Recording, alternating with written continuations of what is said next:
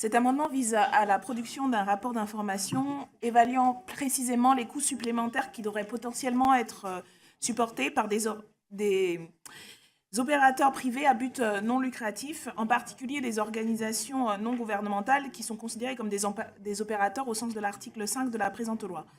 Il s'agit ici de combler une lacune, il me semble-t-il, de l'étude d'impact du projet, qui n'évalue pas précisément le coût supporté par ces opérateurs, quel que soit leur statut, s'ils relèvent du champ décidé par le Premier ministre. Nous relayons ici notamment un certain nombre d'inquiétudes légitimes des organisations non gouvernementales qui pourraient être qualifiées d'opérateurs de services essentiels. L'exemple des Restaurants du Cœur, qui sont un opérateur de services essentiels au sens où ils fournissent notamment des repas à beaucoup d'hommes et de femmes démunis, ou des associations d'accueil de demandeurs et de demandeuses d'asile, qui relèvent de cette qualification dans le sens où leur sont confiées la gestion de services publics de l'accueil des demandes d'asile. Ce sont, de notre point de vue, autant d'exemples qui nous obligent à nous interroger sur l'impact budgétaire de la loi, sur ces structures dont l'équilibre financier est déjà très fragile. C'est le sens de cet amendement qui permettrait de répondre aux questions sensibles sur ce sujet.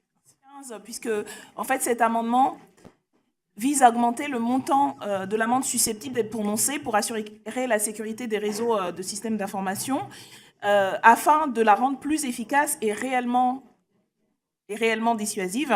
En effet, il nous semble que quand on parle d'acteurs visés au regard de leur poids économique, comme par exemple les fameux opérateurs numériques, Google, Apple, Facebook, ce sont des opérateurs qui peuvent de notre point de vue, facilement absorber des montants aussi dérisoires que ceux qui sont proposés, et notre législation risquerait donc de s'avérer inutile à leur égard, et au contraire, poser en fait plus lourdement sur les petites et moyennes entreprises. L'amendement 17 vise à élargir la base des personnes morales susceptibles d'être visées par ces amendes pour assurer la sécurité des réseaux. Oui, mais c'est le 16 et le 13, normalement. Qui sont donc dans la même logique que de l'article précédent et qu'a explicité mon collègue, pour élargir la sanction, la base de le périmètre de l'amende et l'efficacité des amendes en cas de manquement. Oui. Cet amendement concerne les chasseuses et les chasseurs de failles qui contribuent quotidiennement à renforcer la cybersécurité.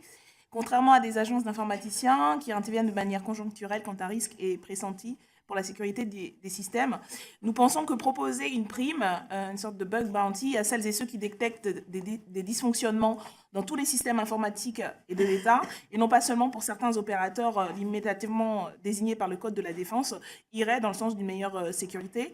Il s'agit, selon nous, d'une façon innovante, en fait, d'encourager et de mettre à contribution ces nombreux et nombreuses bénévoles qui, chaque jour, pourraient contribuer à rendre notre système plus fort. En outre, ces personnes ont des formations différentes, connaissent des techniques différentes, parfois moins académiques et plus créatives. Et je sais à quel point la majorité adore libérer les énergies et la créativité, et nous semble ainsi plus réactive et réactifs sur le terrain. Donc, chasseurs et chasseuses de failles pourront bénéficier d'un statut juridique qui les protégera et les encouragera à participer à la construction de dispositifs informatiques plus robustes, alors qu'aujourd'hui, ils naviguent et elles naviguent entre légalité et illégalité. De cette façon, elles et ils pourront utiliser leurs compétences redoutables, non pas pour déconstruire, mais pour consolider nos dispositifs actuels. 6.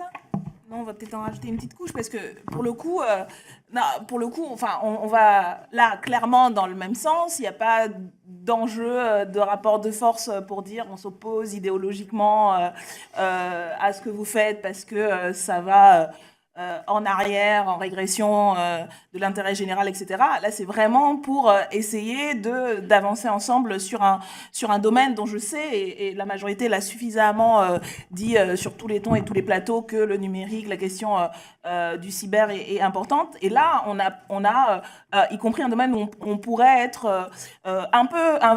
innovant, inventif, et y compris faire ce que font d'ailleurs d'autres États, d'autres gouvernements en la matière, parce qu'on sait effectivement que dans le domaine du cyber, ce sont souvent des initiatives individuelles, ça c'est très dans votre sens, qui permettent d'avancer de manière intéressante, et là il s'agit de s'en servir pour le bien commun. Donc cet amendement, dans la suite du précédent, qui avait pour but de définir un statut et d'amener à ce que les chasseurs et chasseuses de failles participent à la sécurité, à la cybersécurité collective, pose que la question des primes, des sortes de bug bounty et le travail fait soit prise au sérieux. Et donc nous renouvelons notre volonté que notre argumentation sur la nécessité de prendre en compte ce débat qui est complètement dans le sujet. Alors si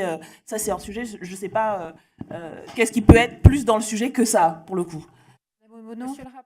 Pour répondre rapidement, d'abord à notre collègue qui s'étonne, mais vous allez mieux comprendre, je pense, dans les mois à venir, notre position de l'Union européenne, qui n'est pas caricaturale comme vous le dites. Nous participons à essayer de construire autre chose. Et là, nous avons voté depuis le début pour, parce que nous pensons qu'il y a des éléments positifs. Donc, ce n'est pas aussi caricatural que vous le dites. D'autant que, bon, je rappelle, hein, vous n'avez peut-être pas lu, c'est une demande de rapport. Donc voilà. Et dernier point, ce que nous proposons, ça ne relève pas du pénal. C'est une demande de statut. Enfin, voilà, encore une fois, voilà, on n'en fait pas toute une affaire, mais au moins, si vous avez des arguments là pour le coup sur le fond, c'est vraiment pas une question idéologique ni rien. C'est une proposition qui nous semble intéressante. Faites-le sur vraiment ce qu'on dit, quoi. Donc, alors cet amendement porte sur Galileo, le programme. Et sur l'indépendance de ce programme par rapport à d'autres puissances, notamment, cela nous semble un enjeu en matière de gouvernance numérique. Je rappelle un article du 25 octobre 2011 sur Galileo qui était présenté comme un service qui renverra le GPS américain actuel au rang des antiquités. Alors que la précision de ce dernier est de 20 mètres, Galileo offrira une précision de 4 mètres et même de 10 cm pour les services payants. En outre, il offrira une continuité du signal inconnu du GPS ouvert aux civils. Certes, la construction du programme a pris du retard, mais il nous semble pour autant impensable que l'État puisse créer une interopérabilité de Galileo avec GPS, le système américain.